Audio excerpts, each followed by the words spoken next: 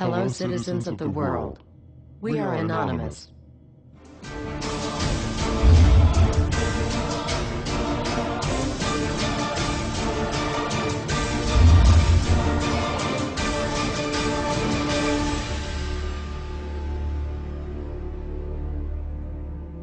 Dear brothers and sisters, now is the time to open your eyes. In a stunning move that has civil libertarians stuttering with disbelief, the U.S. Senate has just passed a bill that effectively ends the Bill of Rights in America. The National Defense Authorization Act is being called the most traitorous act ever witnessed in the Senate, and the language of the bill is cleverly designed to make you think it doesn't apply to Americans. But toward the end of the bill, it essentially says it can apply to Americans if we want it to. Bill summary and status. 112th Congress, 2011 to 2012, S. 1867. Latest title, National Defense Authorization Act 4.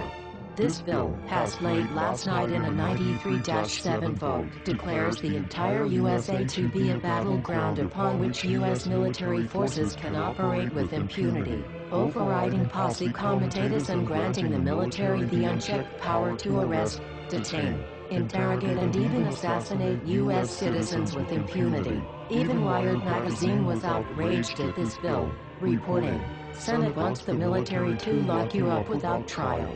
The detention mandate to use indefinite military detention in terrorism cases isn't limited to foreigners. It's confusing, because two different sections of the bill seem to contradict each other. But in the judgment of the University of Texas Robert Chesney, a nonpartisan authority on military detention, U.S. citizens are included in the grant of detention authority. The passage of this law is nothing less than an outright declaration of war against the American people by the Military Connected Power League.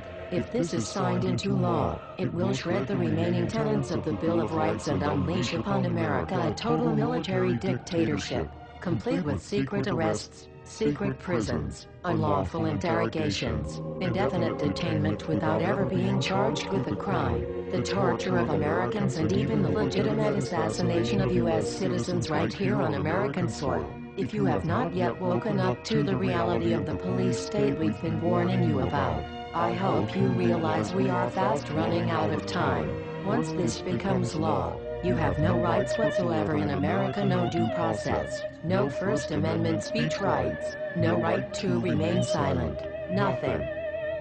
The U.S. Senate does not want us to speak. I suspect even now orders are being shouted into telephones and men with guns will soon be on their way. Why? Because while the truncheon may be used in lieu of conversation, words will always retain their power. Words offer the means to meaning, and for those who will listen, the enunciation of truth.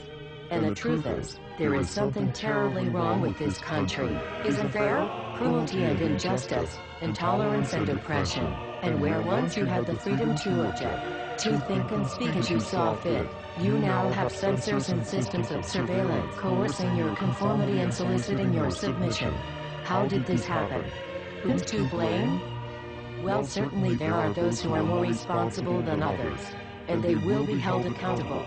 But again, truth be told, if you're looking for the guilty, you need only look into a mirror.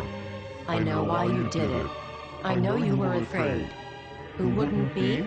War, terror, disease. There were a myriad of problems which conspired to corrupt your reason and rob you of your common sense. Fear got the best of you, and in your panic, you turned to the now president in command, Barack Obama. He promised you order. He promised you peace. And all he demanded in return was your silent, obedient consent.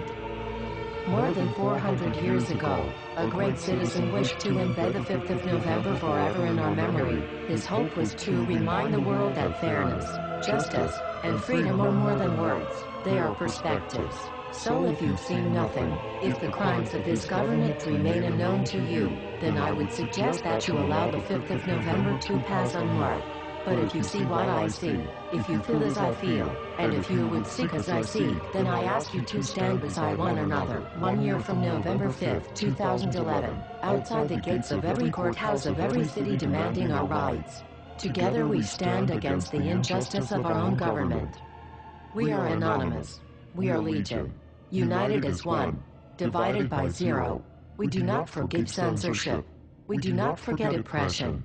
U.S. Senate. Expect us.